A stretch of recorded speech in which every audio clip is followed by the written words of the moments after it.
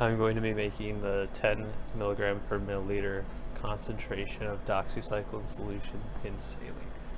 It's important to wear gloves for this to not contaminate the solution, and it's also important to make sure that all the instrumentation you need is clean beforehand. The first thing you should do is weigh out the appropriate amount of doxycycline. In this case, we're looking to create 200 milliliters of the solution, so we need to weigh out 2,000 milligrams of the solution and then make it or mix it with 200 milliliters of saline.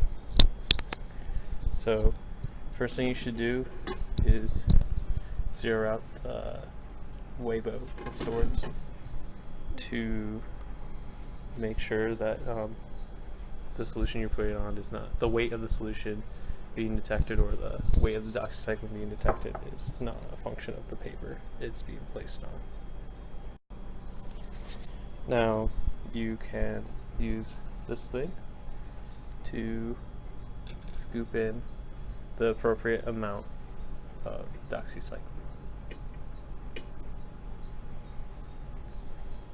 As you can see, we're not quite at 2,000 yet, we're not even at 1,000 yet, so we can put more on.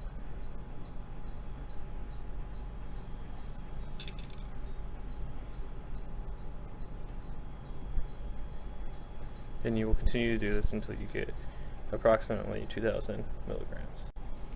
As you can see, we have approximately 2,000 milligrams.